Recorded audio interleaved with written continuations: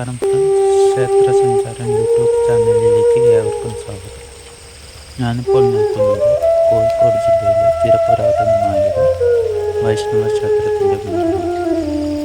ഈ ക്ഷേത്രത്തിൻ്റെ വിശേഷങ്ങളിലേക്കും കാഴ്ചകളിലേക്കും ഏവർക്കും സ്വാഗതം. പാലായവാസനും ഭക്തവത്സലനുമായ ശ്രീ മഹാവിഷ്ണുവിന്റെ ദശാവതാരങ്ങളിൽ 4ാമത്തെ അവതാരമായി കരുതി വരുന്ന സാക്ഷാൽ ശ്രീ നരസിംഹമൂർത്തിയെ ആരാധിക്കുന്ന കേരളത്തിലെ പ്രസിദ്ധവും അപ്രസിദ്ധവുമായ ക്ഷേത്രങ്ങളിലൊന്നാണ് സാമൂതിരിയുടെ നാടെന്നറിയപ്പെടുന്ന കോഴിക്കോട് ജില്ലയിൽ കാക്കൂർ പഞ്ചായത്തിലായി സ്ഥിതി ചെയ്യുന്ന നൂറ്റാണ്ടുകൾ പഴക്കമുള്ള കുട്ടമ്പൂർ ശ്രീ നരസിംഹമൂർത്തി ക്ഷേത്രം. ടിപ്പു സുൽത്താന്റെ പടയോട്ട കാലത്തും തുടർന്നുണ്ടായ ലഹളകളിലും മറ്റും തകർക്കപ്പെട്ട കേരളത്തിലെ ക്ഷേത്രങ്ങളിൽ ഒന്നുകൂടിയാണ് കുട്ടമ്പൂർ ശ്രീ നരസിംഹമൂർത്തി ക്ഷേത്രം. യതീശ്വരൻ, ഗണപതി, ഭദ്രകാളി, ഭുവനേശ്വരി, ശ്രീകൃഷ്ണൻ, അയ്യപ്പൻ, ബ്രഹ്മരസസ് എന്നിവർ ഉപദേവന്മാരായി കുടികൊള്ളുന്ന ഈ ക്ഷേത്രം ഏകദേശം 2000ഓളം വർഷം പഴക്കമുണ്ടെന്നാണ് വിശ്വാസം.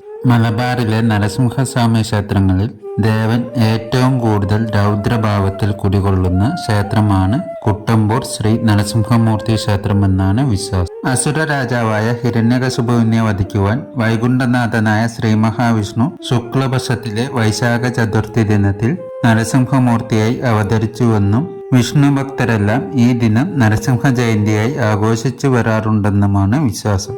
ഈ ക്ഷേത്രത്തിലെ തിരുവുത്സവമായ പ്രതിഷ്ഠാദിന മഹോത്സവം നരസിംഹ ജയന്തി നാളിലായാണ് ആഘോഷിച്ചു വരാറുള്ളത്. ചതുര ശ്രീകോവിലിൽ അതിരൗദ്രഭാവത്തിൽ കുടികൊള്ളുന്ന ദേവന്റെ രൗദ്രതയെ ശമിപ്പിക്കുവാൻ ക്ഷേത്രത്തിന് മുൻപിലായി അതിവിശാലമായൊരു ക്ഷേത്രക്കുളം സ്ഥിതി ചെയ്യുന്നുണ്ട്.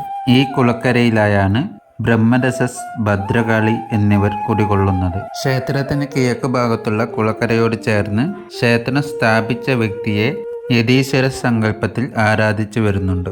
മഹാശക്തനും മന്ത്രവാദിനിയുമായ തന്ത്രിയാണത്രേ ബ്രഹ്മരസസ് സങ്കല്പത്തിൽ ഭദ്രകാളി സമേതനായി ക്ഷേത്രത്തിന് പടിഞ്ഞാറുള്ള ക്ഷേത്രക്കുളക്കരയിലായി കുടികൊള്ളുന്നത്.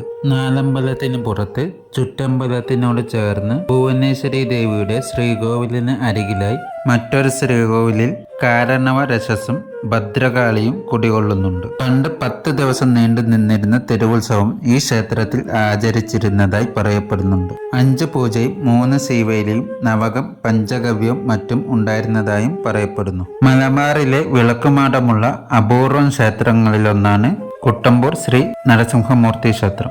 ഈ ക്ഷേത്രത്തിനോട് ചേർന്ന് ഒരുപാട് കാവുകളും മറ്റും ഈ ക്ഷേത്രത്തിന്റെ കീഴടമായി ഉണ്ടെന്നാണ് വിശ്വാസം.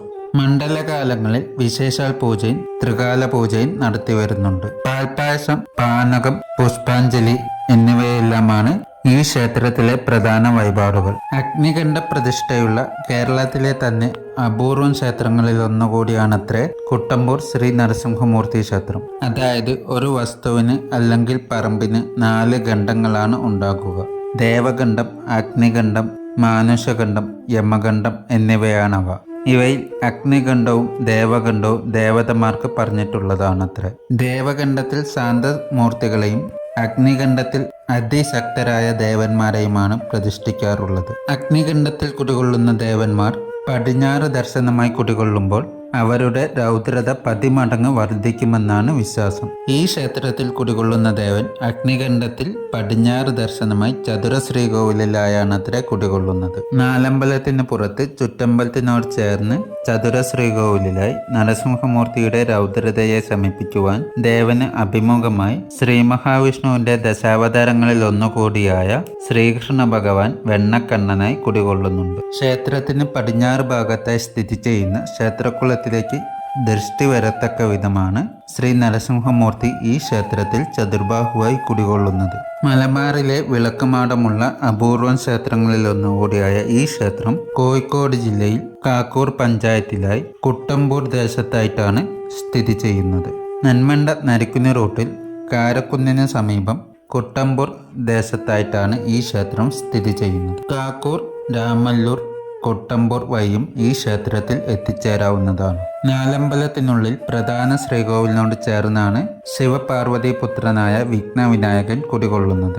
നാലമ്പലത്തിന് പുറത്ത് പടിഞ്ഞാറ് ഭാഗത്തായി ക്ഷേത്രക്കുളക്കരയിൽ ബ്രഹ്മരസസ്, ഭദ്രകാളി എന്നിവർ കുടികൊള്ളുന്നുണ്ട്. ഈ ക്ഷേത്രത്തിന്റെ പുനരുദ്ധാരണത്തിന്റെ ഭാഗമായ തിരുമുറ്റം കല്ല് പതിക്കൽ, ക്ഷേത്രക്കുളം നവീകരണം, വിളക്കുമാട നവീകരണം എന്നിങ്ങനെ ഏതാനും ചില പ്രവർത്തികൾ കൂടി പൂർത്തിയാക്കുവാനുള്ള തയ്യാറെടുപ്പിലാണ് ദേശവിശ്വാസികളും ക്ഷേത്ര കമ്മിറ്റി ഭാരവാഹികളും. ചുറ്റമ്പലത്തിനോട് ചേർന്ന് ഭുവനേശ്വരിയുടെ ശ്രീകോവിലിനോട് ചേർന്ന് മറ്റൊരു ശ്രീകോവിലായി ഭദ്രകാളി, കാരണവരസസും കുടികൊള്ളുന്നുണ്ട്. കൂടാതെ അയ്യപ്പൻ, ശ്രീകൃഷ്ണൻ, യോഗീശ്വരൻ എന്നിവരും ഈ ക്ഷേത്രത്തിൽ ഉപദേവന്മാരായി കുടികൊള്ളുന്നുണ്ട്. ചതുർബാഹുവായ ശ്രീ മഹാവിഷ്ണു അതിരൗദ്രഭാവത്തിൽ നരസിംഹമൂർത്തി സങ്കല്പത്തിൽ കുടികൊള്ളുന്ന ഈ ക്ഷേത്രത്തിൽ ദേവന്റെ രൗദ്രതയെ ശമിപ്പിക്കുവാൻ ക്ഷേത്രത്തിന് മുൻപിലായി അതിവിശാലമായൊരു ക്ഷേത്രക്കുളവും ചുറ്റമ്പലത്തിനോട് ചേർന്ന് ശ്രീകൃഷ്ണ ഭഗവാൻ വെണ്ണക്കണ്ണനായും കുടികൊള്ളുന്നുണ്ട്. നരസിംഹ ജയന്തിയാണ് ഈ ക്ഷേത്രത്തിലെ പ്രതിഷ്ഠാ ദിനമായി ആഘോഷിച്ചു വരാറുള്ളത്.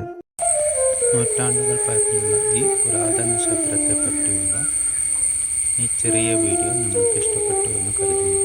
ഇഷ്ടപ്പെട്ടാൽ വീഡിയോ ലൈക്ക് ചെയ്യുക, ഷെയർ ചെയ്യുക, കമൻറ്റ് ചെയ്യുക, ചാനൽ സബ്സ്ക്രൈബ് ചെയ്യുക.